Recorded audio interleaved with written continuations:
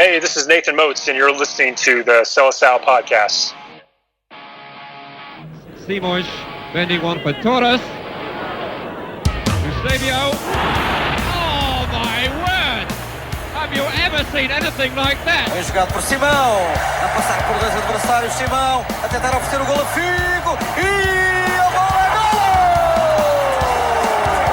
O golo de Figo!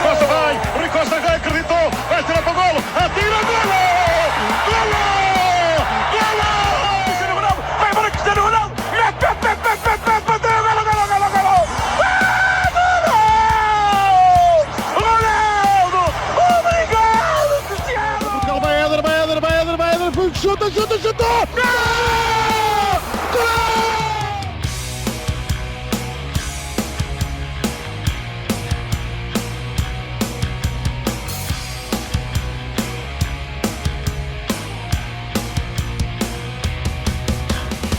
And we welcome you to episode number 83 of the Seleção podcast, a proud partner of Portugal.net. My name is Danny Pinto. I am your host, and thank you guys so much for tuning in once again to the podcast as Portuguese perfection in Euro 2024 qualification, as Portugal has done what they have never done before in any kind of qualifying, whether it be European or World Cup. They go perfect. 10 matches, 10 wins, a unbelievable start to the Roberto Martínez era as Portugal wins Group J. They were already group winners going into these last two games, taking care of business in 7 in terms of qualifying, 8 in terms of the group win, but then they end up with 2 more wins to get the perfect 10-0 qualification and get themselves on their way to Euro 2024 next summer in Germany. To talk about the last 2 matches and the qualification overall, we will be joined by our friend Nathan Motz of Portugal.net. He and I had a conversation about everything about this qualification and what we can look forward to hopefully next summer and the lead up to next summer as Portugal looks to, who knows, folks, maybe get the second one. It's, you know, a lot is to be said about the quality of opponent in these groups, and we touch a little bit upon that in our conversation with Nathan. But in the manner in which it all ended with Fernandes and the way that it has gone so far with Roberto Martínez, you couldn't have asked for a more diverse kind of maybe 12 months here. Or I mean, I guess technically 11, but you know, it's fun to watch this team play. It's that wasn't always the case. A lot of trying to just squeak by or just trying to just get enough of a result under the Fernandes era during qualifications. Finishing in second a few times in qualifications, having to go to a playoff under Fernandes. You know, the bare minimum or the job being done, which was getting to these tournaments, which was something that Fernandes had said in the past. I believe he said that in the World Cup, in qualifying finally for the World Cup or right before the playoff, whatever the case is. I don't want to beat the Fernandes horse too much here, but it's just a breath of fresh air in terms of how we qualified, the domination that we've always thought that this team could possess in terms of getting results and in the manner in which they got results. 36 goals in 10 matches, only 2 goals given up, 9 clean sheets. You know, Ronaldo 10 goals, Bruno Fernandes with 6 goals and 8 assists. Those 8 assists led all players during qualifying. You know, there are still question marks. We talk a little bit about that in the interview coming up with Nathan. But yeah, I just it's at this point for me, really nothing has been done. But in terms of Seleção football, 2023, with the exception of 2016 and a little bit of 2019, probably the most enjoyable year of watching this team play in a long, long time, just aesthetically. So if there's anything positive that can come from that, the aesthetics look good. The results are obviously there. And we're obviously looking forward to the draw coming up on December the 2nd to see who Portugal gets in their group. Portugal will be in pot 1, and we'll discuss the draw and the pots and what we will be doing for that on this podcast on the other side of the interview with Nathan. But yeah, it's good times right now, and it feels good to see this team play the way that it is right now. Before we get to the interview with Nathan, we obviously want to make sure that you guys are following us on all of our social media platforms. We are on Instagram. We are on Twitter, on X, at Seleção Pod. Find us on Threads, ladies and gentlemen. I don't know why, but we're there. So I think this episode will probably be the first post that we have on Threads. So if you're not following us on Threads, Seleção Pod is the account. I don't even know if there's an @ in front of the Threads thing, but hey, follow us there. I'm sure we have TikTok. I have not done TikTok. Here's a fun experiment. I am not going to check if I have a TikTok. You guys let me know if Seleção Pod has a TikTok, because I thought about creating one. I don't know if it ever came to fruition. Maybe it did on in a drunken stupor one night. Who knows? But if I don't, we'll create one, and we'll try to create some content over there too. You can obviously like the page on Facebook, share that page with your friends. Facebook.com/SeleçãoPod. Seleçãopod.com is the website, and you can email the show, seleçãopod@gmail.com. If you're watching us on YouTube, hello there. Hi, how are you? Make sure you are subscribing. Make sure you are hitting the alert button. Make sure you're hitting the like button throughout the episode if you haven't already. And leave a comment in the comment section. Let us know what you think of this podcast. This episode specifically, and any thoughts you might have on the national team, and of course, all of our podcasting platforms, Apple Podcasts, Spotify, Google Play. We're on Amazon Music, everywhere. Just search the Seleção Podcast. Hit the subscribe button so that you always have the episodes at your leisure whenever you want to go ahead and listen to them. I don't know, if I'm guessing, you guys are probably listening to this on Wednesday, but, maybe Wednesday got busy with Thanksgiving Day preparations here in the States. Maybe you're driving to your parents' house, to Avó's house, to Tia Manuela and Tia João's house, and they've always got the turkey at their house. Maybe it's 45-minute drive. I don't know. Maybe you just put this sucker in while you're driving, and you enjoy some of the great discussion that this show provides you. So again, it's this great Thanksgiving Day driving podcasting, and I appreciate you guys immensely. All right, when you crack yourself up, it's time to get to the interview. So this is an interview. In my car, once again. This is interview number 2 in the car. And this time we had Nathan Motz of Portugal.net kind enough to join us for a few minutes to talk about Portuguese perfection in Euro 2024 qualifying, as you're listening to episode number 83 of the Seleção Podcast. Okay, and as we continue on with episode number 83 of the Seleção Podcast, we're joined by our good friend Nathan Motz of Portugal.net, as Nathan's going to join us to talk about not only the last 2 matches that we've had in qualifying to close out qualifying, as Portugal goes 10-0, a perfect qualification for the first time in Federation history. He's going to give us a few thoughts on what he saw and what he has seen under this Roberto Martínez era. So, and I'm back in the car for all of you guys that are watching on YouTube. So. We're back in the Kia, so let's go. But Nathan, thanks for joining us, man. How are you? You're welcome. Yeah, I'm doing good. It was hugely enjoyable watching Portugal make history in a good way this time instead of some more dubious ways that they normally might. So yeah, it was a very hugely enjoyable campaign. Yeah, absolutely. I think as of the recording of this episode, which is on Monday the 20th, we're just a few days removed from the 10-year anniversary of the great duel that was Ronaldo versus Zlatan, where Ronaldo had the hat trick to send the Seleção to the 2014 World Cup. But so much easier this go around, Nathan, for this Seleção. Obviously, it starts.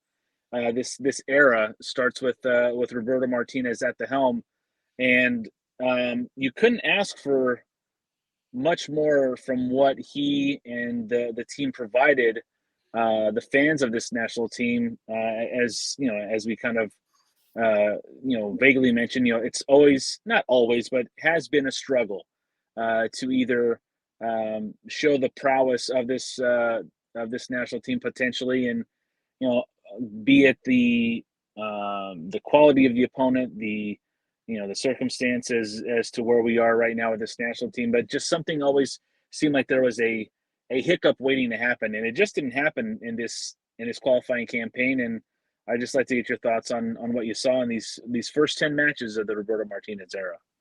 Yeah, I think the Portugal supporters have been asking for a number of different things as Fernando Santos left the picture, working in new center backs, different formations, more attacking football, less reliance on Cristiano, and I think pretty much all of those I saw in this campaign in a positive way. And so while we can certainly nitpick, and I'm sure we will in this podcast, certain things that we might have liked to be different, it's difficult to criticize what Martinez has done. And I was skeptical, with his appointment.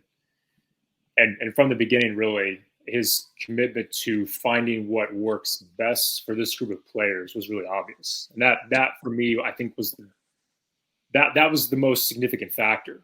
He was clearly attempting to find the right combinations, the right attacking players, the right defenders, and tirelessly, maybe even too much in some cases, working on the tactical nuances that Fernando Santos was not, doing, at least not doing successfully at the end of his tenure. And so I felt that he was very encouraging in the way that he employed the team, giving a lot of players opportunities they might not have had, and bringing Ronaldo back in, and I think in a successful way, not in a necessarily making him the centerpiece, but allowing him to do what he does best. And I think the results speak for themselves. 10 matches, 10 wins, 36 goals scored, 2 conceded.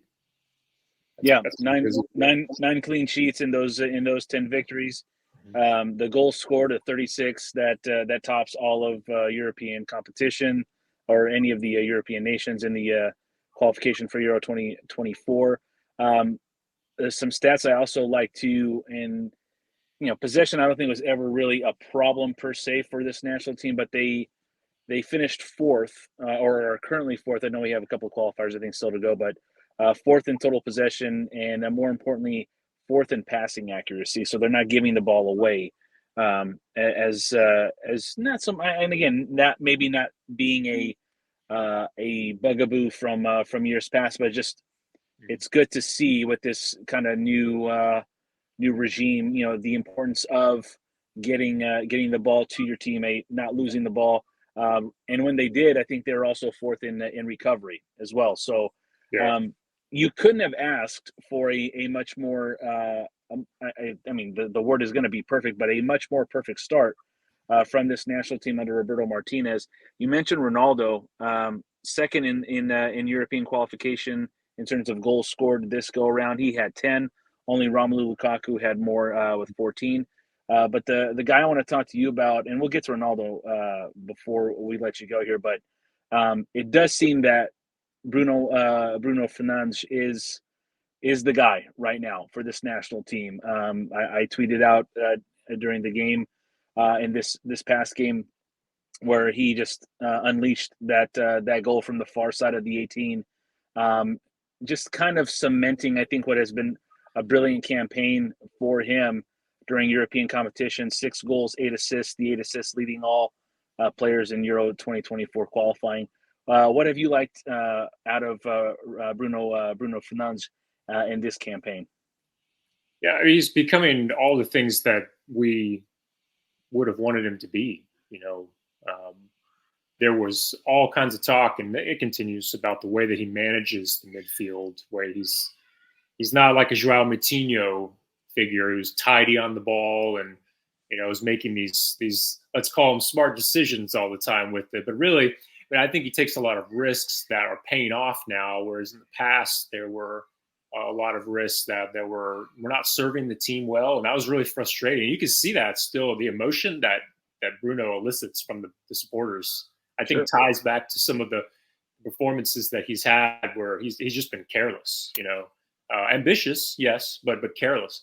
And in this campaign, I think there's been a key transition made, between the Bruno of old, which was incoherent and could not stitch together defense and attack, and the Bruno of this campaign, which I think if we didn't have him in the squad, I think we still would have qualified, but I think it would have looked very different. It would not have been a record-breaking side. We would have struggled mightily. There were key games, you can bring up where his influence was essential, and it's wonderful to see that, in spite of everything that's happening, at club level with him. So whatever discontent people may have about Bruno, he's playing pretty good football, and it's difficult to criticize him too much on that.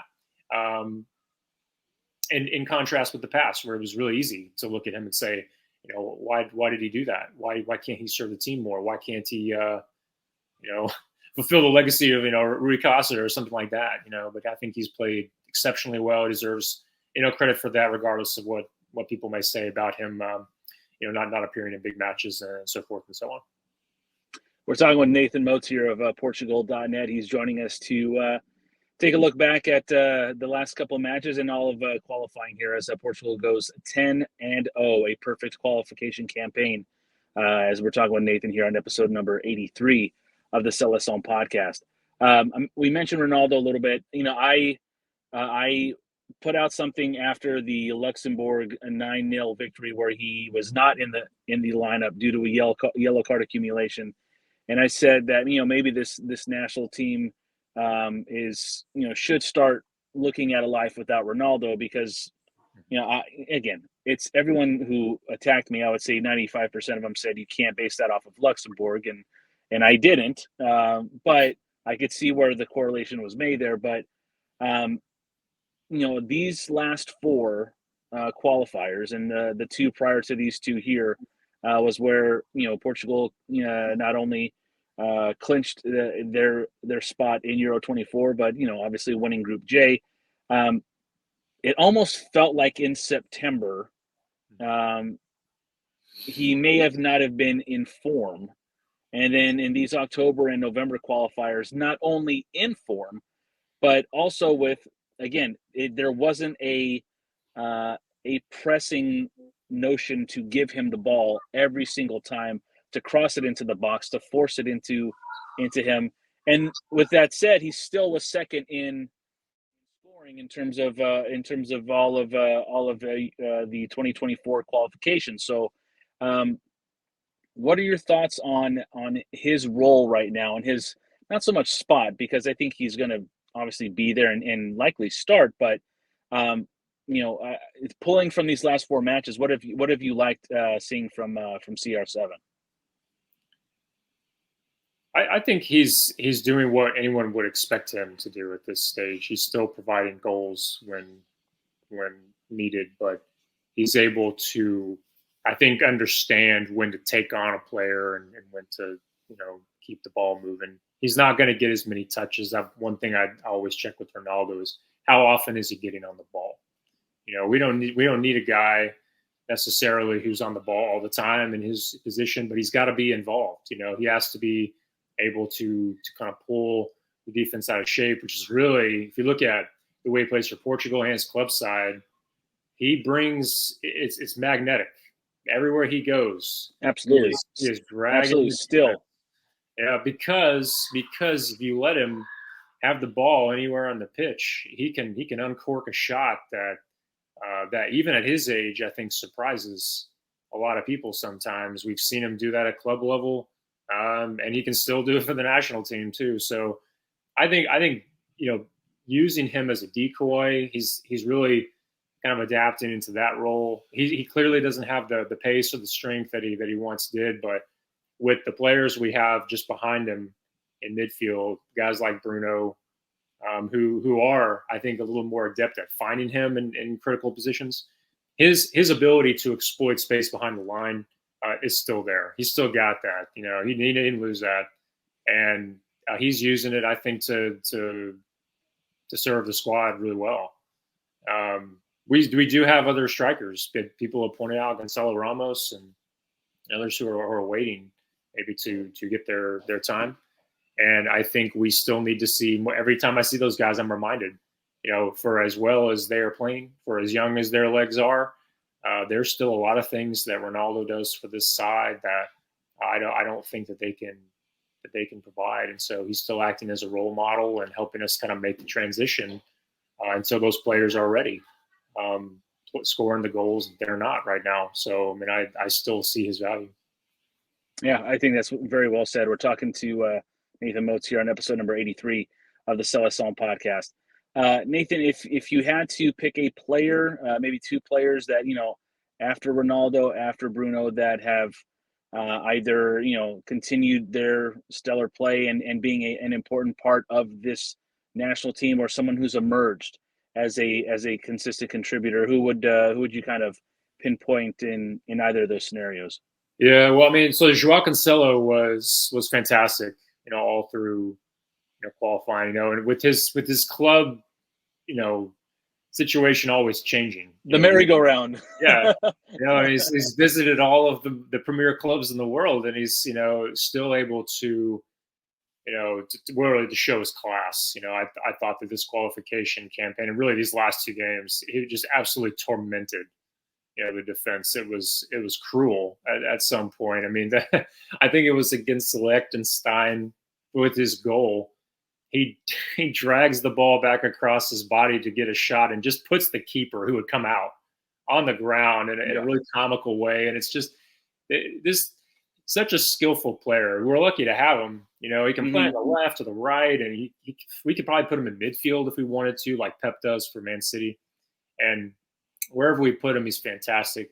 And there have been times, where he hasn't been at his best, and it's pretty frustrating. We really see a whole lot of that this qualification campaign. So, long may that continue, because we're going to need him in the Euros when we're playing, more significant national teams.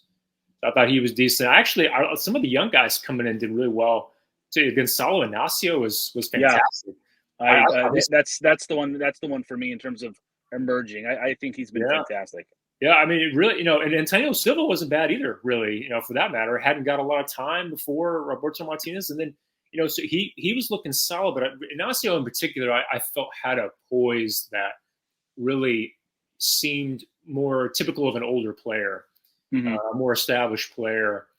Some of the crosses that he made, he scored goals. But really the skill that he showed, and really in just his first few appearances with Portugal, was exceptional. So I really enjoyed watching him as well. If there is a quote unquote question mark with this national team right now, is it abundant? Is it kind of slight to where you kind of have to go through the weeds to kind of find it? What do you think in terms of, if given, let's say health is not an option right now, everybody's healthy, and we're sitting a couple of weeks prior to the start of the tournament next summer, and we're in form, but is there, where do you still see there's a bit of, maybe not concern, but just something that you'd like to maybe shoring up is maybe a better way of addressing that?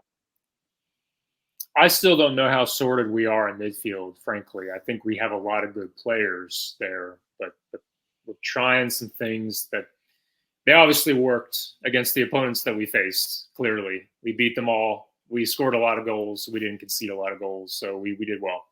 Sure. But I think the question that everybody has, that I've been hearing repeatedly, is how's it going to look against Spain or France or someone like this, right? And in midfield, it's really the Slovakia match. The first Slovakia match in Bratislava was a very difficult match because in midfield we were overrun in that game by Slovakia, right? So I think that to me showed there's still a little bit of incohesion there that a lot of people blame it on Bruno or whatever, but I feel that, but I think there's still a little bit of chemistry that's lacking, say, from guys like João Palhinha, who has had a great season again for Fulham and is clearly our best defensive midfielder. But having not been in the setup for long, him with a guy like Bruno who's taking risks, right? And some of the others that are kind of coming in and going out, Otavio and players like that. We're still not there. I don't feel like this midfield is like they know each other well enough to really dominate matches in the way that they will need to against stronger teams. And the Slovakia match for me in Bratislava, where we really struggled that game, was one. So I'm kind of thinking of that when you ask me, what's something that we need to work on, because we still, we have a lot of great players. Roberto Martínez is going to have another 6 months or so to analyze the way the season unfolds. And he's going to have to make some tough decisions about who makes the squad and who doesn't. Meanwhile, Rafael Leao and Diogo Jota and João Felix, we're hoping someone really becomes dominant in their club play and brings that to the Seleção too. So still some questions for sure. Yeah, and the questions get a little tougher here as the UEFA a few weeks ago confirmed that they're going back to a 23-man roster for the tournament next summer instead of the 25 or 26 that we've seen in the last couple of tournaments due to COVID. So the talent is there. It's the term it's an embarrassment of riches, and I would say that in a lot of areas for Portugal it is. It will be a tough decision for Roberto Martínez as to who he takes on, or takes to, I should say, Euro 2024.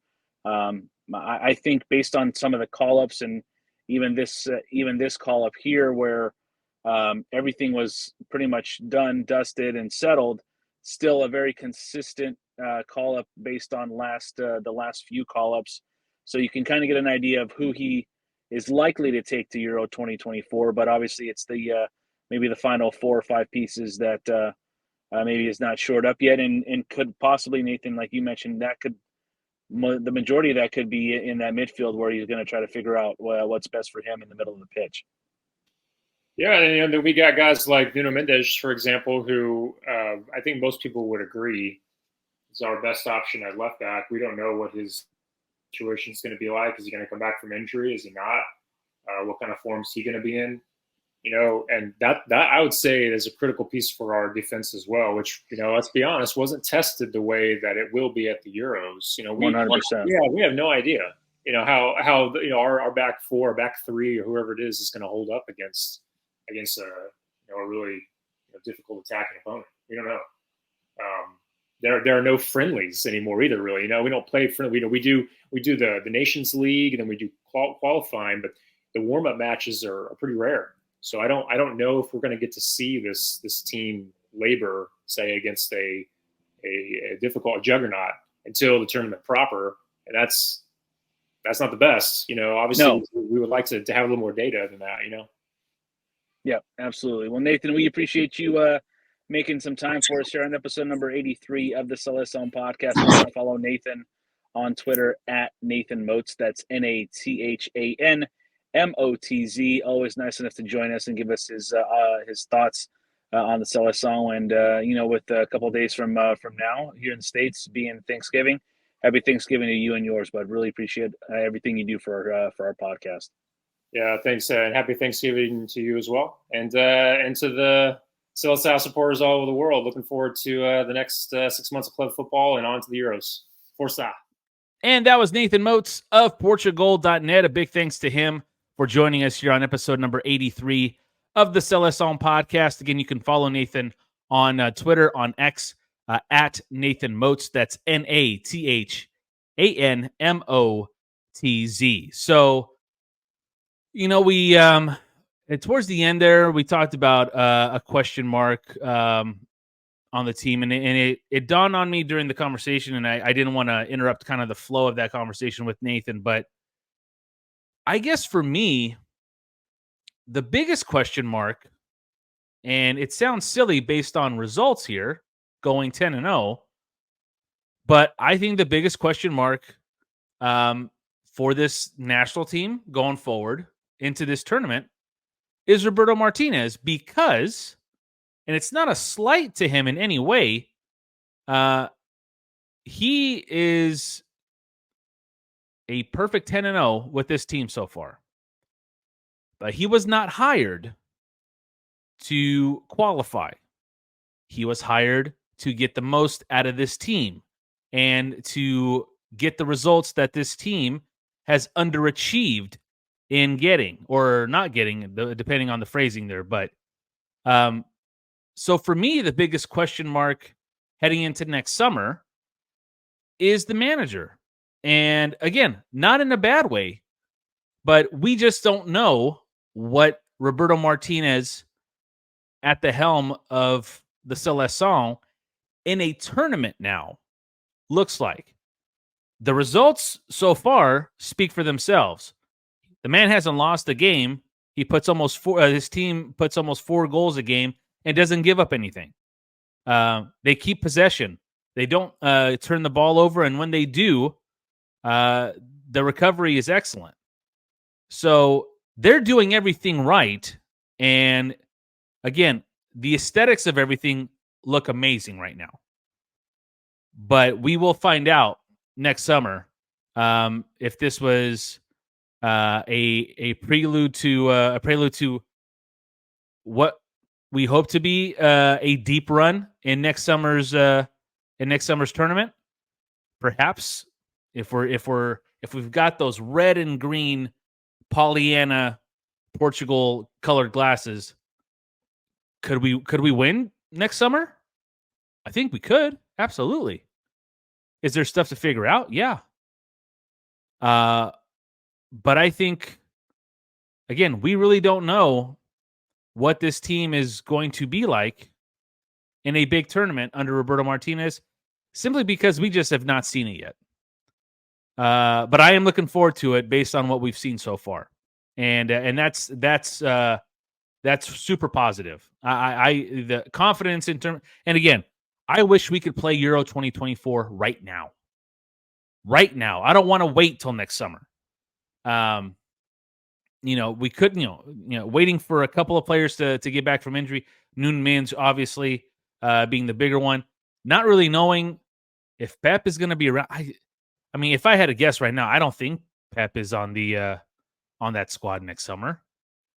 He was called up again, couldn't go. I don't, especially now with it being 23. I mean, when it was 25 or 26, I forget if it was 25, 26 for the World Cup. I think it was 26. I mean, maybe you can afford to stash him because of what he means and what he has meant to this national team. But going back to 23 with guys like Ruben Dias and Gonçalo Inácio, Antonio Silva, Danilo still putting in a workman-like performance. I don't know if I've been blown away. In fact, I know I haven't been blown away by Totti Gomes. He could slide in at center back if need be. But I don't think Pep is an automatic at all. And again, it's a little bit of combination of his age, his fitness, and the emergence of Gonçalo Inácio and Antonio Silva. I mean, all things come to an end. But if I had to guess today, as we record this, I don't think Pep is on that roster next summer, and that's going to be really weird. we've seen a little bit of it with qualifying, but Pep not being on the roster, possibly in a big tournament, that would be a strange turn of events. A natural turn of events, because the old adage, Father Time is undefeated, but we'll see. We'll see what happens next summer and what that may look like. In terms of what next summer may look like in terms of Portugal's group, we will find out on December the 2nd, Saturday, December the 2nd, as the Euro 2024 World Cup or European draw. Jesus, get it together, Danny. The Euro 2024 draw will take place on December the 2nd. We, the Seleção podcast, will be live, not from the draw, but during the draw. We'll be right here in this studio, working on some things to for that day. Hopefully, maybe having a guest or two during the draw, or right before the draw, perhaps right after the draw, to get instant reaction. Instant reaction I want from each and every one of you. We've done the live. I think we've done one or two live broadcasts. We've been able to get some of you guys on the show during the YouTube show. Would love to do that again to get to get some live reaction and you guys being a part of the episode, not just with your tweets or your emails, but actually a conversation with you guys, because I've said this before. The one thing I do miss about working in radio and live radio is the spontaneity and the intimacy that it is with having a conversation with someone while others are listening, while others are watching, and to get maybe one or two more people involved.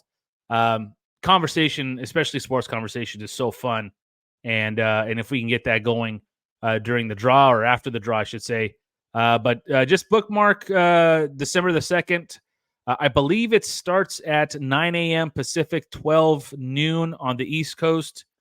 And I think I want to say 5 o'clock in Portugal, but we'll hammer out all the details and have those for you as the date approaches. But we'll go live on December the 2nd for the Euro 2024 draw. See who Portugal gets. We'll talk about the group, and then we'll hear from you. Yeah, absolutely. And then as always, at the end of December, we'll have the year in review episode. Always love doing those recaps of 2020 or of the year in 2023. A lot of positives there to recap, and look forward to that one as well. And get you guys to interact in that one, hopefully in some way, shape, or form towards the end of the year. So the actual draw looks like this in terms of teams and in terms of pots. In pot 1, you have Portugal, Germany, the hosts, Belgium, France, Spain, and England. Of course, 24 teams make Euro 2024, 6 groups of 4. It'll be 2 teams, or the first and second place team, and then for the 4 top third place teams. So again, pot 1, Germany, Belgium, France, Portugal, Spain, England. In pot 2, Albania, Denmark, Austria, Turkey, Romania, and Hungary. Pot 3, Scotland, Slovenia, Slovakia, the Czech Republic, the Netherlands, and Croatia. And then in pot 4, you have Italy, Serbia, Switzerland, and then the 3 playoff winners. I don't have the teams in the playoff. Forgive me on that. I believe some of the teams in the playoff are Ukraine, Poland. I believe Greece is there. But don't hold me to that. But yeah, 3 of the playoff winners. So what we'll also do is, maybe I can come up with some sort of contest, giveaway, some sort of something that maybe I can hook somebody up with I don't know. You can't have any, if you're watching on YouTube, you can't have any of these. Can't have the scarf. I don't know. This? No, I like the kids like this one. I can't give it away. Anyway, if you're listening, it's a Portugal soccer ball. There it is. One of the last Nike products, maybe, as we look forward to Puma in 2025. But it'll be the last competition. Euro 2024 will be the last competition Portugal plays in the Nikes. Nations League happens in the fall of 2024, but that's more group play and qualifying. So we're getting into semantics here, but the pots are there. There's obviously pot two, not pot two being Albania, Denmark, Austria, Turkey, Romania, and Hungary. I guess you'd want to try to avoid Denmark there. Pot three, Scotland, Slovenia, Slovakia, Czech Republic, Netherlands, Croatia. A bit more of a tougher competition there. You want to avoid Italy. The as positive as this year has gone, it would be a bit of a reality check to be like, you know what, Portugal, you guys have gone 10-0, most goals scored, least goals given up. Just a record-setting performance in the federation's history. Let's go ahead and get you the defending champs of Europe in your group. That would be a bit Portuguese for sure. But yeah, so it's interesting times. The draw is always good. Again, we're hoping one, we will go live. Two, we hope to have a guest or two during that show, and then obviously have you guys be a part of it. So that will do it for episode number 83 of the Seleção podcast. My thanks to Nathan Motz of Portugal.net for joining us to discuss Portugal's perfect qualification for Euro 2024. A very wonderful and safe and happy Thanksgiving to all of our listeners in the States. Travel safe. Hope you guys are surrounded by the loved ones that you guys hold so dear. It's going to be a little different here at Casa Pinto this year without our beloved João, our beloved father-in-law, Suzette's husband. I'm Suzette's husband. Suzette's dad. So things are going to be a little strange, but we're obviously thankful for the memories we had with him and made with him, and just love each other. Hold on to those that are dear to you, and enjoy the food. Thanksgiving, man. Thanksgiving is very good with food, man. I'm more of a. I mean, well, look at me, but sides. I'm more into the sides with Thanksgiving than I am either the turkey or the ham. So I don't know, but yeah, definitely looking forward to Thanksgiving. We have a Friendsgiving the next day. Mais comida. Can't complain. So, but yeah, hope everyone has a great and safe and happy Thanksgiving. And join us then once again on December the 2nd as we host a live Euro 2024 draw react show on December the 2nd right here on the Seleção podcast. So I have been Danny Pinto. I've been Danny Pinto for every single episode of this pod. I have been your host of episode number 83 of the Seleção podcast, a proud partner of Portugal.net. And as always, Força Portugal!